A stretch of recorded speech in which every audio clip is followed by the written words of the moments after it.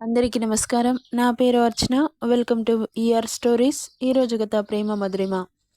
ఆమె చేతులని అతని చేతులతో పెనవేస్తూ ఇరు శరీరాలు పసిపాపల్లా మారి ఒకరికొకరు అల్లుకుపోతూ ఆ వేడి నిట్టూర్పులో ఆ రూమంతా వ్యాపించి అతనిలో ఉత్సాహం మరింత పెరుగుతుంటే అతనిచ్చే స్ట్రోక్స్కి అప్పటి వరకు అతని మాయలో ఉన్న దక్షిత నొప్పితో ఈ లోకంలోకి వచ్చి ఉలిక్కిపడి చూసింది. ఎదురుగా దక్ష తీవ్ర మత్తులో మైకంలో మునిగిపోయాడు. మొదటిసారి అతన్ని అలా చూస్తున్న దక్షితకి ఆటోమేటిక్గా గుడ్లు పెద్దవయ్యి అతన్ని భయంతో చూస్తోంది. ఎందుకంటే నొప్పికి భరించలేకపోతోంది. అప్పటి వరకు మొదటిసారి ఒక మగాడి స్పర్శకి, అందులో తన ప్రాణానికి ప్రాణమైన బావ ఆమెను ఏరికోరి దగ్గరకొస్తే ఎలా కాదంటుంది. ఇంకా అతన్ని అలాగే వదిలేస్తే ప్రాబ్లం అవుతుందని అతనిలో కలిసింది అర్థం చేసుకొని. కానీ అతని ఆవేశం చూస్తుంటే ఎందుకో కలిసానా అనిపిస్తోంది. కడుపులో పేగులు మెలిపెట్టినట్లు నొప్పొస్తోంది. బావా అనింది గట్టిగా. ఆమె పిలుపుని అరుపుని వినిపించుకునే స్థితిలో లేడు. దక్ష వదులు అంటూ అరుస్తూ ఉంది. Please, I can't control it అని మత్తుగా చెబుతూ అతని పనిలో వేగం పెంచాడు. వద్దు ప్లీజ్, చచ్చిపోతాను, వదిలేసేయ్ అంటూ అరుస్తూ ఉంది. దక్ష ఇంతవరకు ఏ అమ్మాయితో కలవలేదు. అందులో డ్రగ్ కూడా ఇచ్చేసరికి అతని ఫీలింగ్స్ అతని చేతిలో లేవు. ఎంత కంట్రోల్ చేసుకుందామన్నా అతని వల్ల అవ్వలేదు. ఇక కొన్ని గంటల పాటు సాగిన ఆ కలయికలో దక్షిత నొప్పికి ఏడుస్తూనే స్పృహ తప్పుతుందనగా అప్పుడు వదిలి, సారీ డస్కీ, నిన్ను చాలా ఇబ్బంది పెట్టాను, రియల్లీ సారీ అంటూ ఆమె తల మీద ముద్దు పెడుతూ ఆమె పక్కన చేరి అతని గుండెల మీదకి చేర్చుకున్నాడు. ఇది వాళ్ళకి ఫస్ట్ నైట్, బట్ మత్తులో జరిగింది కాబట్టి అంత ఫీల్తో రాయలేకపోతున్నాను. వాళ్ళకి పెళ్ళై ఇద్దరి ఇష్టంతో జరిగిన నాడు మీ ఊహ కూడా అందకుండా వాళ్ళ ఫస్ట్ నైట్ రాస్తాను. మళ్ళీ ఎప్పుడు కలుస్తారో? ఇంకో కలయికకి చాలా టైం ఉంది. పెళ్ళి కావాలి, ఇద్దరి ఇష్టంతో కలవాలి. ఇక ఆమె బాడీ పార్ట్స్ కదిలించలేనంత నొప్పి పుడుతుంటే అలసిపోయి అతని గుండెల మీద సేద తీరింది. మార్నింగ్ 12 గంటల సమయం.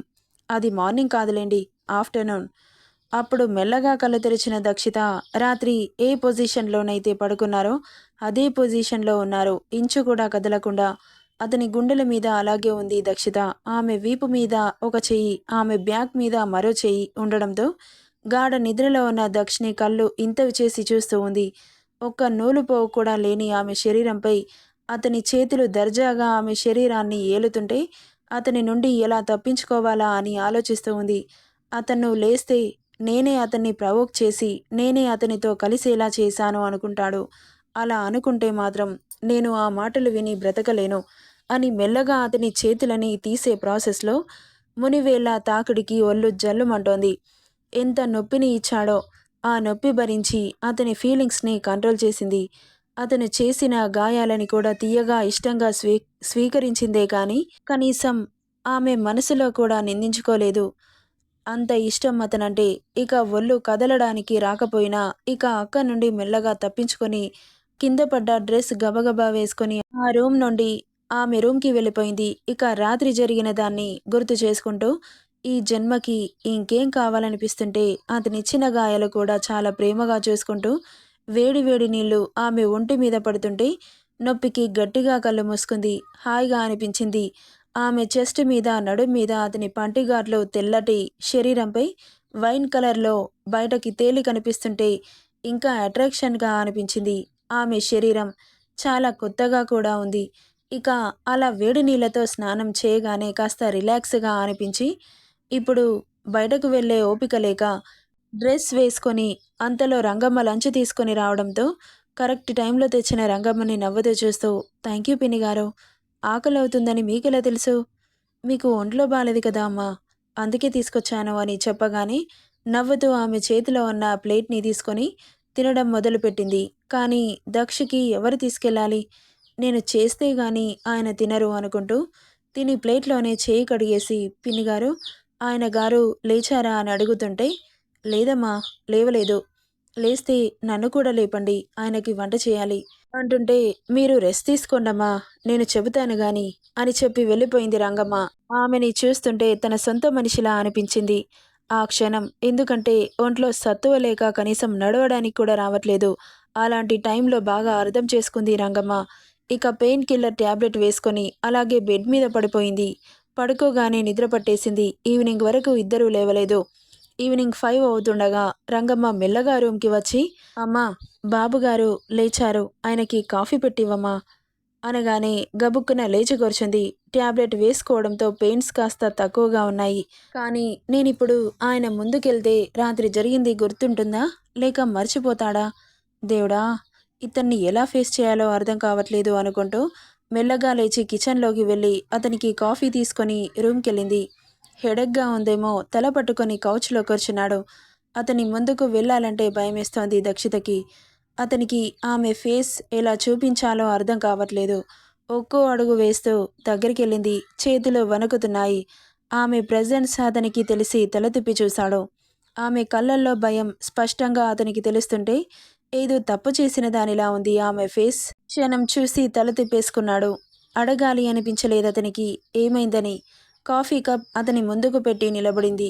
దాన్ని చేతిలోకి తీసుకొని, నీకెలా తెలుస్తుంది అన్నాడు కాఫీ సిప్ చేస్తూ. అతను దేని గురించి అన్నాడో అర్థం కాక అయోమయంగా చూసింది. నాకు హెడేక్ వస్తుందని నీకెలా తెలిసింది అన్నాడు మళ్ళీ. ఈ టైంలో కాఫీ తాగుతారు కదా, అందుకే తీసుకొచ్చాను సార్ అనింది. రాత్రి జరిగింది అతనికి గుర్తులేదు. హమ్మయ్య అనుకుంటూ. గుర్తుంటే నేనేదో అతన్ని ప్రవోక్ చేసి పడుకున్నాను అనుకుంటాడు అని ఆమె బాధ. ఆమెకి డ్రగ్ ఇచ్చిన విషయం ఆమెకు తెలీదు కదా. ఇక కాఫీ తాగుతూ అతని బ్రెయిన్ కాస్త రిలాక్స్ అవుతుంటే కప్ చేతిలో పెట్టి వెనక్కి వాలి కళ్ళు మూసుకున్నాడు. కాస్త బాడీ పెయిన్స్ కూడా ఉన్నాయి అతనికి. ఆ కప్ని తీసుకొని అటువైపు తిరగగానే, అందులో ఉన్నది ఎవడు తాగుతాడే అన్నాడు ఆ కప్లో ఉన్న చివరి సిప్ కాఫీని చూసి. ఇక ఆ కాఫీ కప్ని నోటి దగ్గర పెట్టుకొని సిప్ చేసి, బావ ఎందుకిలా తాగమంటున్నాడు, చివరి బయట ఎందుకు నాకు ఇస్తున్నాడు, అన్నింటిలో నాకు భాగం పంచుతున్నాడు ఎందుకు, ఫుడ్ గురించి అనుకుంటోంది. ఇక కాఫీ కప్ ఖాళీ చేసి అటువైపు తిరగగానే, ఏదైనా స్నాక్స్ చేసుకొని తీసుకురా వేడివేడిగా అని చెప్పగానే సరే అంటూ వెళ్ళింది. ఇక వేడివేడిగా బజ్జీ చేసి కాస్త నీరసంగా ఉన్న ఓపిక తెచ్చుకుంటూ వెళ్ళింది అతని రూమ్కి. 20 నిమిషాల్లో తీసుకొచ్చిన స్నాక్స్ని చూస్తూ ప్లేట్ అందుకొని ఇలా రా అన్నాడు వేలితో. దగ్గరికెళ్ళింది. ఇంకాస్త అంటుంటే మరింత దగ్గరికెళ్ళింది. ఆమెను అతని ఒడిలో కూర్చోబెట్టుకొని ఏదో మీద ఎర్రగా కనిపిస్తున్న హై కిస్ని చూసి, చాలా అందంగా కనిపిస్తుంటే ఇక్కడ ఎవరు కొరికారే, చాలా కలర్ఫుల్గా ఉంది అంటుంటే కోపంగా చూసింది. టీ నా మీద కోప్పడుతున్నావు, ఒళ్ళెలా ఉంది డస్కి, నీకీ మధ్యలో ధైర్యం బాగా పెరిగిపోయిందే, నిన్న నన్ను దాటి వెళ్ళిపోయేంత ధైర్యం బాగానే వచ్చింది. డస్కి, నేను రావడం ఇంకొక క్షణం లేట్ అయితే నీ పరిస్థితి ఏంటే, నా శాడిజాన్ని ఎవరి మీద చూపించాలి, అతి తెలివి ఉపయోగించకే డస్కి, తోలు వలి చేస్తాను, నీ లిమిట్స్లో నువ్వుండు, అతి చేశావంటే అక్కడే గొయ్యి తీసి కప్పెట్టేస్తా అని స్ట్రాంగ్గా చెప్పగానే భయపడింది డస్కి. ఎందుకంటే అంత కోపంగా ఉన్నాయి మరి అతని చూపులు, అతని మాట. సరే అనింది.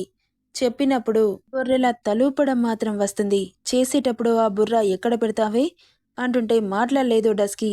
అసలు ఈయనకి రాత్రి జరిగింది గుర్తులేదా, ఇంత కూలుగా మాట్లాడుతున్నాడు అన్న ఆలోచన ఉందే తప్ప అతని మాటలను పట్టించుకునే స్థితిలో లేదు. ఆమె ఆలోచనలో ఉండగానే నోట్లోకి బజ్జీ చేరిపోయింది. అప్పుడు తేరుకొని తల తిప్పి చూసింది. ఆమె 2 పెదాల మధ్య ఉన్న బజ్జీని అతని పళ్ళతో కసుక్కున కొరికాడు. ఆమె పెదాలని కాదు, ఇద్దరి పెదవుల మధ్య ఉన్న బజ్జీని. అతని చేష్టలకి గుడ్లు పెద్దవి చేసుకుని చూస్తోంది డస్కి. ఏంటి మింగు అన్నాడు. గుటుక్కుమంది. ఓయ్, నమలకుండానే గుటుక్కుమన్నావా అని షార్పుగా చూడగానే అతని చూపులకి గొంతులో ఫుడ్ అడ్డం పడినట్లు అనిపించి దగ్గుతూ ఉంది. ఆమె తల మీద గట్టిగా ఒక్కటేశాడు. మాడు పగిలి అబ్బా అనింది. దగ్గటం ఆపేసి సన్నటి నవ్వు విరిసింది. ఘాటుగా ఉన్నాయి అన్నాడు మరోటి నోట్లో పెట్టుకుంటూ ఆమెనొకలా చూస్తూ. ఇప్పుడు ఈయనకి నిజం తెలుసా తెలీదా అనుకుంటుంటే ఆమె ఎద మీద కనిపిస్తున్న హై కిస్ మీద నాలుక అద్దాడు. ఒళ్ళు జల్లుమని చూసింది అతన్ని. ఇట్స్ టెంప్టింగ్ అన్నాడు దాన్నే చూస్తూ. అతనే పెట్టి అతనే అలా మాట్లాడుతుంటే తల కొట్టుకుంది. ఇది పురుగు కరిచినట్లుగా లేదే, ఎవరో కొరికినట్లుగా ఉంది. నిజం చెప్పవే డస్కి, నీ రూమ్కి ఎవరైనా వచ్చారా అంటుంటే సార్ అంటూ గట్టిగా అరిచింది. అలా అరవగానే ఆమె పెదాలపై ఒక్కటి చాడో అలా కొట్టగానే పెదవులు బిగించి చూస్తూ ఉంది. చాలా క్యూట్గా అనిపించిందేమో. కింది పెదవిని పట్టి లాగాడు. రాత్రి ఆ పెదాలని పీల్చి పిప్పి చేశాడుగా. అలా లాగగానే రక్తం చిమ్మింది. దాన్ని నాలుకతో లిక్ చేసి ఇట్స్ సో టేస్టీ అంటుంటే, ఏంటి వెంపైర్లా అలా తాగుతున్నారు బ్లడ్ని అని నోరు తెరుస్తుంటే, ఎవరో కొరికినట్లు ఆ పెదాలేంటే. నిజం చెప్పే డస్కి, నాకు తెలియకుండా ఏదైనా సెటప్ పెట్టావా అంటుంటే అతన్ని ఒక్క తోపు తోసి అక్కడి నుండి వెళ్ళిపోయింది. వెళ్తున్న ఆమెని బ్లాంక్ ఫేస్తో చూస్తూ తెచ్చిన మిర్చిని నోట్లో పెట్టుకున్నాడు. కిందకి వచ్చిన డస్కి అతని మాటలకి కోపం వస్తుంటే చుబుకం కింద చేయి పెట్టుకొని ఆలోచిస్తూ ఉండగా రూమ్లో ఉన్న మొబైల్ రింగ్ అవుతుంటే వెళ్ళింది. కాల్ లిఫ్ట్ చేసి అన్నయ్య అనింది. ఏంటే తెచ్చి ఇక్కడ పడేశావు, కనీసం ఎలా ఉన్నామో ఏంటో అని చూసి కూడా పోవట్లేదు. అత్తయ్య నిన్ను చూడాలంటుంది, రా హాస్పిటల్కి. ఇంత హార్ట్లెస్గా ఎలా తయారయ్యావు సిరి అంటుంటే, అన్నయ్య నేనిక్కడ బావ దగ్గర ఉంటాను కదరా, ఆయనకి ఏమని చెప్పి రావాలి చెప్పు. అన్నీ బాగుంటే మీ దగ్గరే ఉండేదాన్ని, కానీ అలా లేదు కదా. ప్లీజ్ అర్థం చేసుకోరా. సరే కానీ త్వరగా రా, చాలా బోర్ కొడుతోంది, నిన్ను చూడాలనిపిస్తోంది. సరేరా అన్నయ్య, బావ పర్మిషన్ తీసుకుని వస్తాను. ఒకవేళ వద్దంటే రావా అన్నాడు. మాట్లాడలేదు దక్షిత. అంటే మొన్న చెప్పకుండా వెళ్తేనే పెద్ద రచ్చ చేశాడు, ఇప్పుడు కూడా అలా వెళ్తే ఏకంగా చంపేస్తాడు అని భయంతో అది అన్నయ్య అని నసుగుతుంటే కాల్ కట్ చేశాడు. ఇద్దరి మధ్యలో నన్ను చంపిస్తున్నారు కదరా అని ఏడుపు మొహం పెట్టుకొని నీరసం ఇంకా తగ్గకపోతుంటే మరో ట్యాబ్లెట్ వేసుకుని దక్ష దగ్గరికి వెళ్ళింది. ఇంతకుముందు దక్షిత వెళ్ళినప్పుడు ఎక్కడైతే కూర్చున్నాడో అక్కడే ఉన్నాడు. సార్ అని పిలిచింది, పలకలేదు. దగ్గరికెళ్ళి సార్ మీతో ఒక విషయం చెప్పాలి అంటుంటే తలెత్తి చూశాడు. హాస్పిటల్లో ఉన్న మా అత్తయ్యని చూసి వస్తాను సార్ అనింది చేతులు నలుపుకుంటూ. పంపిస్తాడో లేదో అని భయపడుతూ నేను పంపించాను అన్నాడు ఒకే మాటగా. ప్లీజ్ ఒక 1 అవర్లో వచ్చేస్తాను సార్ అని బ్రతిలాడుతుంటే, ఒకసారి చెబితే అర్థం కాదా, వెళ్ళిక్క నుండి. నేను పంపించను, నిన్ను బయటకు పంపించడం నాకు ఇష్టం లేదు. 1 సెకండ్ కూడా నువ్వు వేరే వాళ్ళతో ఉండడానికి నేను ఒప్పుకోను. నా దగ్గర ఉన్నన్ని రోజులు ఎవ్రీ సెకండ్ నాతోనే ఉండాలి, నా గురించి ఆలోచించాలి అని చెప్పి అక్కడి నుండి వెళ్ళిపోయాడు. అతని మాటలకి గుడ్లు పెద్దవి చేసుకొని చూస్తూ ఉంది. ఏం సమాధానం చెప్పాలి అన్నయ్యకి. నేను వెళ్ళకపోతే కోపం వస్తుంది, ఇప్పటికే నా మీద చాలా కోపంగా ఉన్నాడు అని తల కొట్టుకుంటూ తన రూమ్కి వెళ్ళిపోయింది. మళ్ళీ మొబైల్ రింగ్ అవుతుంటే లిఫ్ట్ చేయాలా వద్దా అని ఆలోచిస్తూ ఉంది. చేసి ఏం సమాధానం చెప్పాలి. నేను రావట్లేదు అంటే ఎంత కోపడతాడో అని లిఫ్ట్ చేయాలా వద్దా అని ఆలోచిస్తుంటే ఆమె లిఫ్ట్ చేసే వరకు మొబైల్ మోగుతూనే ఉంది. ఇక కాల్ లిఫ్ట్ చేసి హలో అంది. ఏమైంది సిరి, కాల్ ఎందుకు లిఫ్ట్ చేయట్లేదు? అది అన్నయ్య, నేను బయటకెళ్ళాను, ఇప్పుడే లోపలికి వచ్చాను, చూసుకోలేదు. సరే కానీ వస్తున్నావా? అది అన్నయ్య, బావ వద్దంటున్నాడ్రా. ఆయన వద్దంటే మాత్రం ఆగిపోతావా? ఆగు, నేనే వస్తున్నా అంటూ కాల్ కట్ చేశాడు. ఏంటి, అన్నయ్య వస్తాడా? ఒరేయ్, నువ్వు వస్తే కొంపలు మునిగిపోతాయిరా అనుకుంటూ వెంటనే మళ్ళీ కాల్ చేస్తుంటే లిఫ్ట్ చేయట్లేదు. ఎన్నిసార్లు చేసిందో దేవుడా, ఏంటి పరీక్ష, టెన్షన్తో చచ్చిపోయేలా ఉన్నాను, నువ్వే కాపాడాలయ్యా అని దేవుడికి దండం పెట్టుకుంటూ ఉంది డస్కి. నెక్స్ట్ పార్ట్లో ఏం జరుగుతుందో చూద్దాం. ఈ స్టోరీ ఎలా ఉందో కామెంట్ చేయండి guys. Thank you for listening.